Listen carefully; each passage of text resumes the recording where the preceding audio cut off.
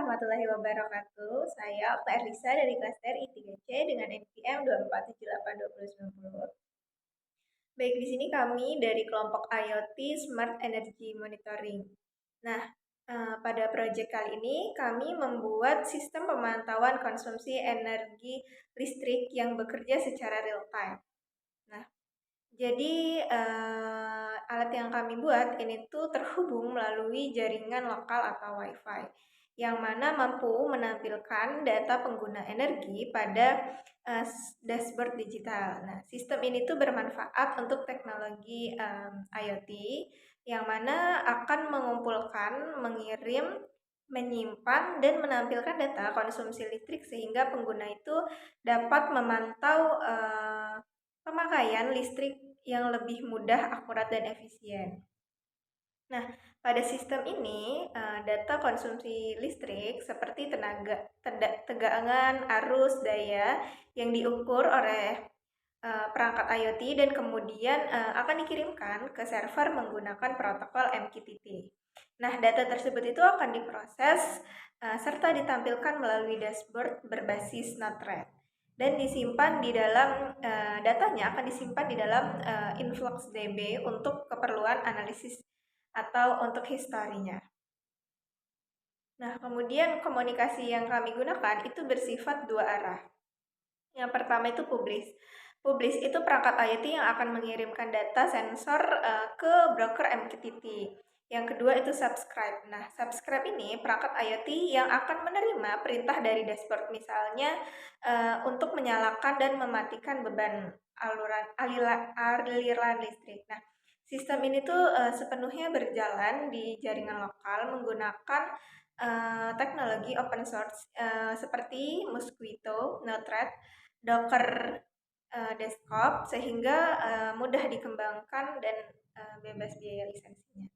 Jadi, fungsi dari sistem kami yang pertama itu pastinya untuk memantau konsumsi listrik secara real time. Nah, sistem ini tuh secara terus-menerus akan mengirimkan data penggunaan listrik yang kita pakai dan pengguna itu dapat melihat grafik atau angka aktual pada dashboard. Terus juga dapat menyediakan informasi lengkap tentang kondisi terkini listrik kita. Nah, data seperti tegangan, arus, dan daya itu dapat digunakan untuk mengetahui apakah perangkat itu bekerja dengan normal atau terlalu boros pemakaian listrik kita. Terus juga ada kontrol beban melalui dashboard. Jadi sistem ini tuh akan memungkinkan penggunanya untuk menghidupkan atau mematikan beban dari jarak jauh melalui jaringan lokal. Terus bisa memberikan sistem monitoring yang aman dan fleksibel. Nah, tujuan pembuatan sistem kami ini yang pertama itu mengembangkan solusi sederhana yang dapat memantau pemakaian listrik. Jadi sistem ini tuh memberikan gambaran bagaimana energi ini tuh digunakan dalam suatu ruangan atau miniatur beban. Bisa juga memberikan edukasi dan lisensi energi kepada penggunanya. Jadi pemantauan energi membantu pengguna itu memahami seberapa besar konsumsi listrik dalam suatu perangkat sehingga dapat mengambil langkah untuk penghematan. Dan bisa juga membuat sistem yang dapat dikembangkan menjadi skala yang lebih besar. Nah, mengapa alasan kami memilih sistem ini, yaitu penggunaan listrik yang sulit dipantau secara real time. Jadi banyak sekali orang yang memilih total pemakaian listrik di akhir bulan atau tanpa tahu kapan konsumsi itu tuh melonjak tinggi dan perangkat mana tuh yang paling boros yang mereka gunakan. Terus belum banyak yang sistem monitoring energi yang terjangkau. Jadi sistem monitoring komersial itu cenderung mahal. Nah, proyek ini tuh mendirikan versi low cost yang tetap akurat dan fungsional. Jadi IoT ini kan teknologi masa depan yang penting. Dalam proyek ini menjadi sarana pembelajaran nyata untuk memahami bagaimana teknologi energi itu menjadi kebutuhan yang penting untuk penghematan. Oke, mungkin untuk lebih jelasnya tentang alat yang kami gunakan akan dijelaskan oleh rekan saya.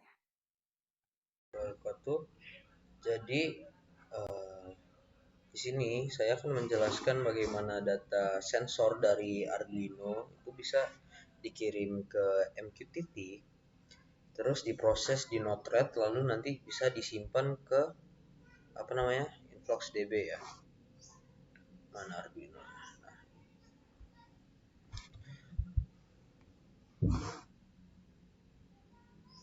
Nah, ini adalah arsitektur umum ya buat sistem IoT yang real time gitu ya, yang efisien dan bisa dipakai untuk monitoring apapun dari tegangan, arus sampai daya. Di sini saya buat di project IoT saya kali ini bersama kelompok saya. Nah, jadi pertama di sini diisi perangkat kerasnya di sisi hardware-nya. Kita punya software di sini, punya software Arduino, terus ada ISP8266 nanti yang membaca data dari sensor itu. Saya di sini ada sensor INA219 buat membaca tegangan, arus dan daya ya. Jadi di Arduino ini saya buat dia melakukan 3 hal utama ya. Pertama di sini dia untuk ngebaca sensor ya secara periodik. Kedua di sini ngebuat format data yang mudah diproses. Terus di sini kita nge-publish datanya ke MQTT broker melewati WiFi gitu ya. Contohnya di sini kan Arduino udah ngeluarin ini ya, outputnya tegangan, arus sama dayanya. Jadi semua data ini nanti dikirim ke MQTT gitu ya, ke sensor MQTT-nya. Sebentar. Nah, ke MQTT di sini. Nah, jadi pada tahap Arduino ini cuma bertugas sebagai publisher aja, yang artinya dia ini ngirim data tanpa, dia cuma sekedar ngirim data aja tanpa peduli gitu siapa yang bakal menerima datanya. Nah, terus di bagian MQTT ini, MQTT broker, jadi setelah data dikirim si MQTT broker ini yang bakal nerima duluan gitu ya. Broker ini ibarat terminal transitnya ya. Fungsi simpelnya itu seperti dia itu bakal nerima pesan dari si Arduino-nya, terus nyimpen sebentar nanti, dan dia bakal meneruskan ke siapapun yang subscribe gitu ya. Jadi MQTT ini protokol yang ringan banget, jadi cocok buat IoT gitu ya. Makanya kita bisa ngirim data tiap 1 detik ataupun tanpa bikin jaringan berat. Terus sekarang masuk ke kita masuk ke Node-RED. Nah, ini Node-RED ya. Nah, berikutnya di sini Node-RED ini, jadi si Node-RED ini bakal bertindak sebagai pusat logikanya. Nah, di sini kita bakal lakukan subscribe topik lewat Node MQTT in ya. Ini namanya Node MQTT in. Nah, di sini kan ada subscribe topiknya. Topiknya di sini kita samain sama yang ada di MQTT tadi. Nah, jadi kalau kita di sini masuk di Node-RED ini, kalau kita udah masuk di Node-RED, kita bisa melakukan beberapa langkah gitu ya. Kita bisa pakai di payloadnya, kita ubah ke apa ini namanya, MSG payload ya. Jadi ini bakal misahin di sini pakai function di sini namanya. Nah, function ini ya. Function ini dia bakal misahin nilai tegangan, arus, dan daya. Biasanya pakai di sini kita pakai function node ya. Nah, terus si SMG plot di kode ini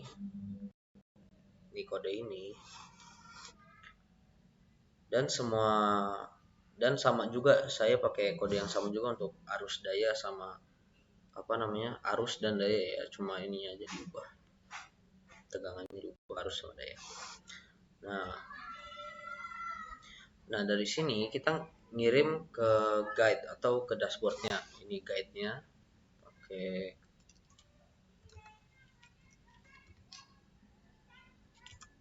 Nah pakai guide ini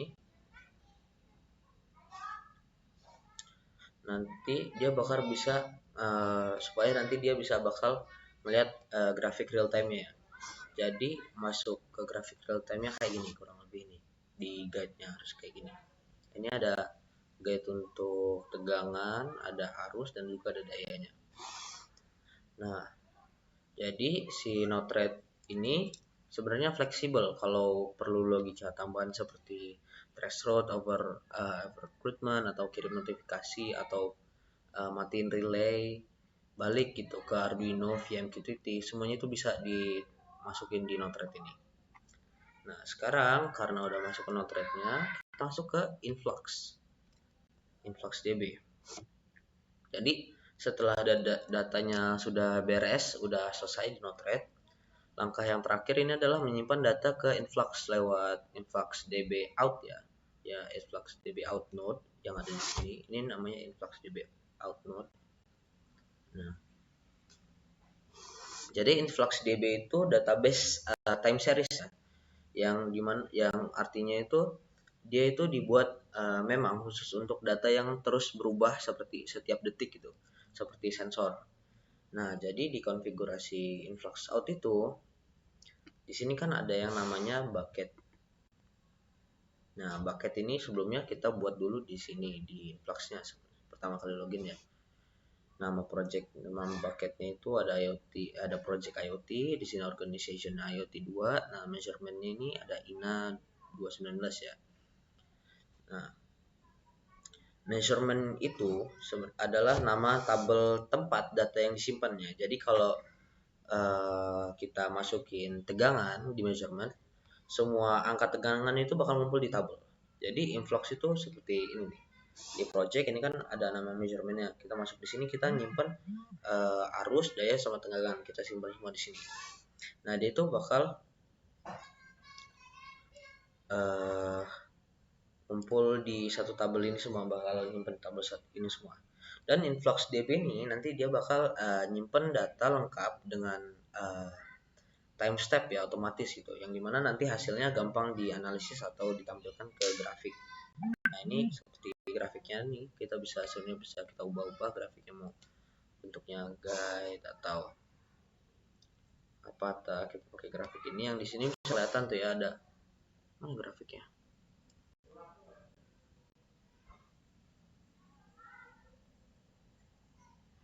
Dia bakal ngirim grafiknya ke sini, nanti bisa dilihat, nanti ada grafiknya sekian, ada data daya, arus sama tegangannya di sini kelihatan.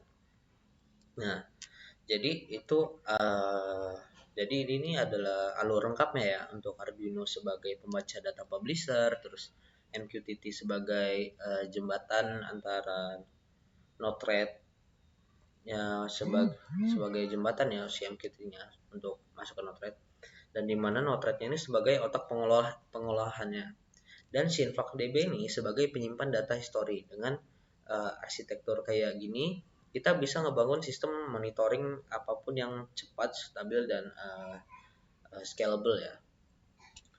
Oke, mungkin gini aja. Nah, mungkin selanjutnya kita bakal ngebahas arsitektur untuk ini ya, project IoT-nya, pembahasan alat-alatnya ya. Oke. Ya, sebelumnya perkenalkan, nama saya Robi Alaidi dengan NPM 24782094 ya. Di sini saya akan menjelaskan alur dari alat kita, yaitu Smart Monitoring Energy. Yaitu yang di sini pertama yang ada breadboard ya, lalu ada Node MCU 8266, lalu ada sensornya yaitu INA 219. Nah, di sini kita memakai relay agar bisa mematikan atau menghidupkan otomatis gitu ya. Lalu di sini kita cek di sini, ini kita pakai miniatur sederhana. Nah, ini hidup dan kita bisa baca datanya di MQTT ya, secara real time gitu, atau di Arduino ya.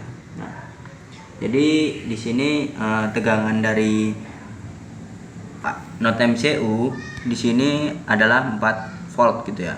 Lalu arus yang dihasilkan oleh lampu tersebut yaitu 4,6 gitu. Lalu dayanya yaitu 20.